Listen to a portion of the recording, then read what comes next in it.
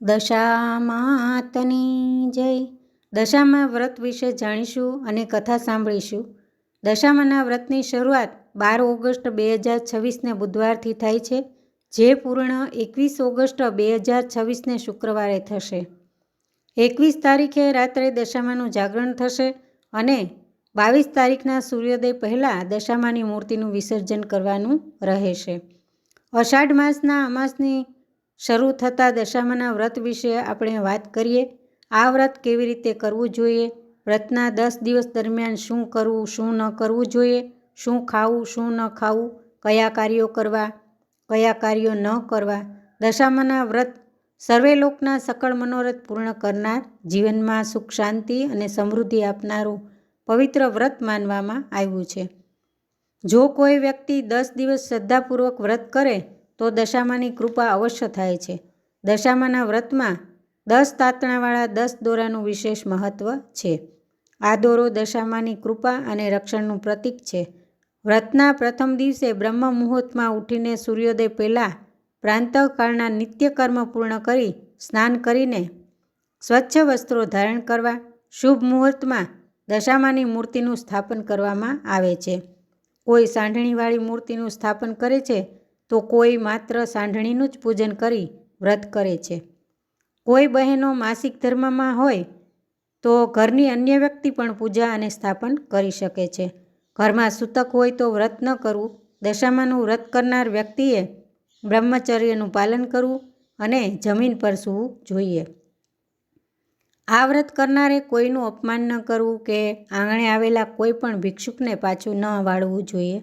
યથાશક્તિ દાન કરવું.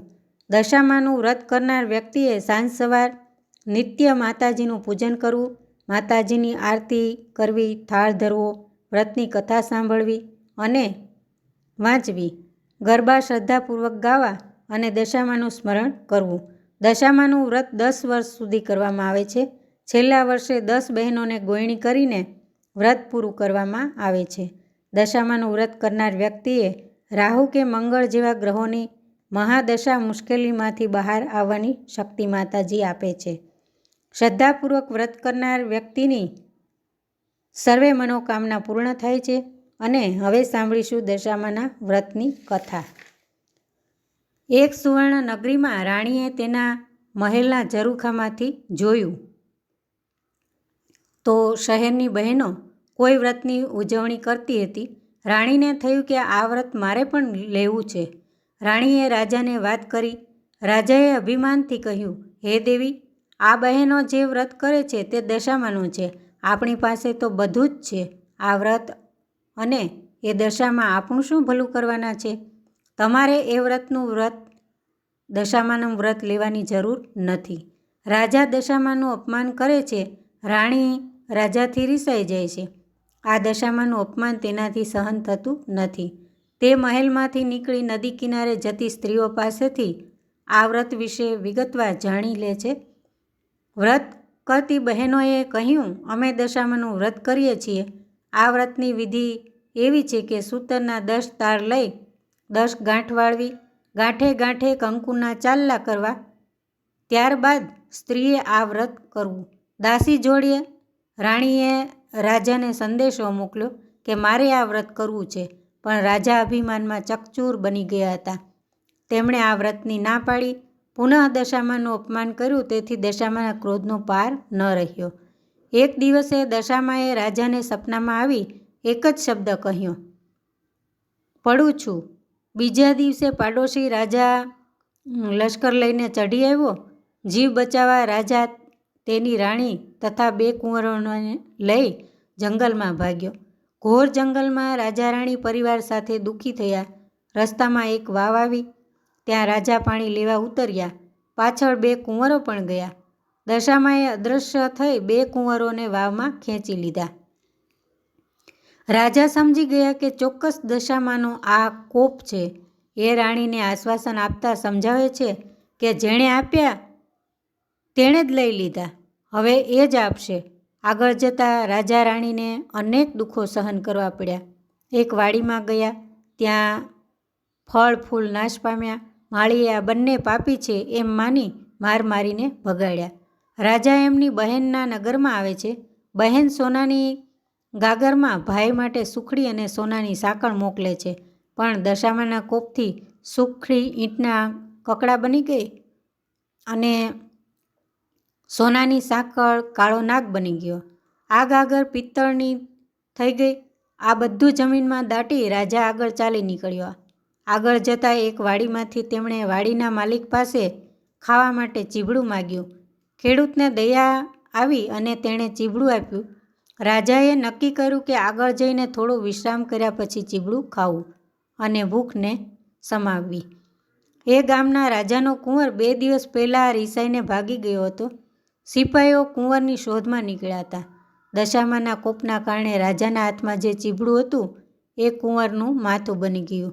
કુંવરના માથા પર નજર પડતાં જ સિપાઈઓએ દોડીને રાજાને પકડી લીધો. દોરડાથી બાંધીને લાતો મારતા મારતા નગરમાં લઈ ગયા. નગરના રાજા બધી વાત કરી. રાજાએ પોતાના કુંવરની હત્યા કરવા બદલ અભયસેનને કાળ કોટડીમાં નાખી દો એવો હુકમ આપ્યો. બંદીખાનામાં નાખી દીધો. રાજા વગર વાંકે કેદ થયો. તેથી રાણી અનંગસેના પર દુઃખનો પહાડ તૂટી પડ્યો. એ રોજ જંગલમાં જતી લાકડાનો ભારો લઈ આવતી. એ વેચીને જે પૈસા મળે તેમાંથી પેટનો ખાડો પૂરતી. આમ દિવસો પર દિવસો પસાર થવા લાગ્યા. અષાઢ મહિનો આવ્યો. અનંગસેનાએ અષાઢની અમાસે એટલે કે દિવસના દિવસે દશામાનું વ્રત શરૂ કર્યું. દશામા વ્રતના 10 દિવસ નકોરડા ઉપવાસ કર્યા અને માની ભક્તિ કરી. જે રાજાએ અભયસેનને કેદ કર્યો હતો તેમનો કુંવર હેમખેમ ઘરે પાછો આવ્યો. તેથી અભયસેનને જેલમાંથી મુક્ત કરવામાં આવ્યો.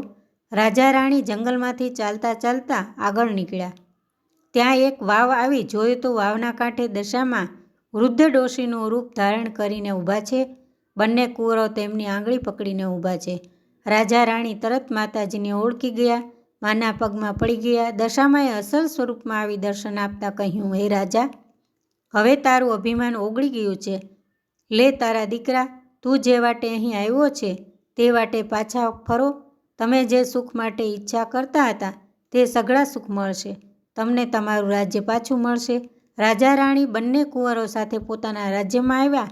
પ્રજાના સાથથી પુનઃ રાજ્ય પાછું મેળવી સુખેથી રહેવા લાગ્યા. રાજા રાણીએ દશામાના આશીર્વાદ મેળવી કહ્યું, હે દશામા, જેવા અમને ફળ્યા તેમ તમારું વ્રત કરનાર સૌને ફળજો. દશામાતની જય. જય દશામા. દશામાતની જય. દશામા વ્રત વિશે જાણીશું અને કથા સાંભળીશું. દશામાના વ્રતની શરૂઆત 12 ઓગસ્ટ 2026ને બુધવારથી થાય છે, જે પૂર્ણ 21 ઓગસ્ટ 2026ને શુક્રવારે થશે. 21 તારીખે રાત્રે દશામાનું જાગરણ થશે અને 22 તારીખના સૂર્યોદય પહેલાં દશામાની મૂર્તિનું વિસર્જન કરવાનું રહેશે. અષાઢ માસના અમાસની શરૂ થતાં દશામાના વ્રત વિશે આપણે વાત કરીએ. આ વ્રત કેવી રીતે કરવું જોઈએ, વ્રતના 10 દિવસ દરમિયાન શું કરવું શું ન કરવું જોઈએ, શું ખાવું શું ન ખાવું, કયા કાર્યો કરવા કયા કાર્યો ન કરવા. દશામાના વ્રત સર્વેલોકના સકળ મનોરથ પૂર્ણ કરનાર, જીવનમાં સુખ શાંતિ અને સમૃદ્ધિ આપનારું પવિત્ર વ્રત માનવામાં આવ્યું છે. જો કોઈ વ્યક્તિ 10 દિવસ શ્રદ્ધાપૂર્વક વ્રત કરે તો દશામાની કૃપા અવશ્ય થાય છે. દશામાના વ્રતમાં 10 તાતણાવાળા 10 દોરાનું વિશેષ મહત્ત્વ છે. આ દોરો દશામાની કૃપા અને રક્ષણનું પ્રતીક છે. વ્રતના પ્રથમ દિવસે બ્રહ્મ મુહૂર્તમાં ઉઠીને સૂર્યોદય પહેલાં પ્રાંતઃકાળના નિત્યકર્મ પૂર્ણ કરી સ્નાન કરીને સ્વચ્છ વસ્ત્રો ધારણ કરવા. શુભ મુહૂર્તમાં દશામાની મૂર્તિનું સ્થાપન કરવામાં આવે છે. કોઈ સાંઢણીવાળી મૂર્તિનું સ્થાપન કરે છે તો કોઈ માત્ર સાંઢણીનું જ પૂજન કરી વ્રત કરે છે. કોઈ બહેનો માસિક ધર્મમાં